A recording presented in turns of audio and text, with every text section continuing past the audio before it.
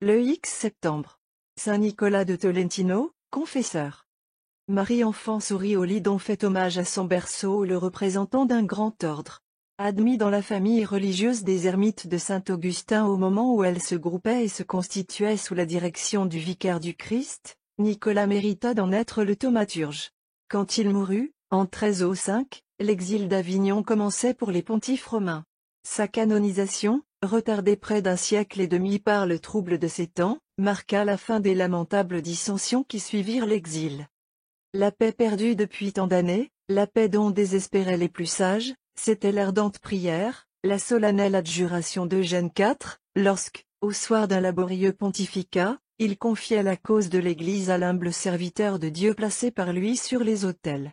Ce fut, au témoignage de Sixte Quint, le plus grand des miracles de Saint Nicolas. Miracle qui porta ce dernier pontife à ordonner la célébration de sa fête sous le rite double, en un temps où pareil honneur était plus rare qu'aujourd'hui sur le cycle.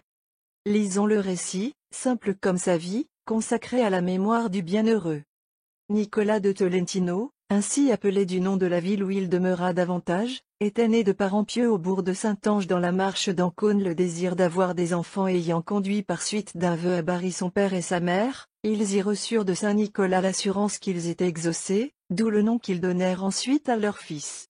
Parmi les nombreuses vertus dont dès l'enfance il fut le modèle, brilla surtout l'abstinence. Âgé de 7 ans à peine, à l'exemple de son bienheureux patron, il commença de jeûner plusieurs jours de la semaine, coutume qu'il garda depuis, se contentant de pain et d'eau. Déjà inscrit dans la milice cléricale et chanoine, il était jeune encore, lorsqu'entendant un prédicateur de l'ordre des ermites de Saint-Augustin parler sur le mépris du monde, il fut tellement embrasé de son discours qu'il entra aussitôt dans cet ordre. On l'y vit observer une forme si parfaite de vie religieuse, qu'il était la lumière de tous en charité, humilité, patience et toute vertu, ne portant qu'un habit grossier, matant son corps par les disciplines et les chaînes de fer, s'abstenant de chair et de presque tout mets. Malgré les embûches de Satan qui cherchait à le troubler en diverses manières et parfois l'accablait de coups, il ne relâchait rien de son zèle pour l'oraison. Enfin, durant les 6 mois qui précédèrent sa mort, il entendit chaque nuit les concerts des anges. C'était l'avant-goût des joies du paradis, et pénétré de leur douceur, il redisait souvent le mot de l'apôtre, « Je désire de mourir et d'être avec le Christ ». Son désir s'accomplit le 4 des Ides de septembre, ainsi qu'il l'avait annoncé aux frères. Il fut, après comme avant son trépas, illustré beaucoup de miracles, qu'elle ayant été reconnue canoniquement, le pape Eugène IV le mit au nombre des saints. Serviteurs bons et fidèles, vous êtes entrés dans la joie de votre Seigneur. Il a brisé vos liens.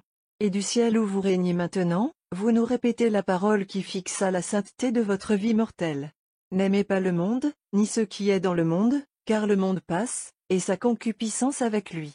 Combien est puissant pour autrui l'homme qui semble ainsi oublier la terre, c'est ce que fait assez voir le don qui vous fut départi de soulager toute misère autour de vous, comme au séjour des âmes souffrantes. Et le successeur de Pierre ne se trompait pas lorsque, vous décernant les honneurs des saints, il comptait sur votre crédit au ciel pour ramener dans les voies de la paix la société longtemps troublée. Puisse donc la parole du disciple bien-aimé que vous venez de nous redire, vraie semence de salut, pénétrer dans nos âmes et y produire les fruits qu'elle produisit dans la vôtre, le détachement de ce qui ne doit pas durer toujours, l'aspiration vers les réalités éternelles, cette humble simplicité du regard de l'âme qui pacifie l'existence et conduit à Dieu, cette pureté qui fit de vous l'ami des anges et le privilégié d'eux.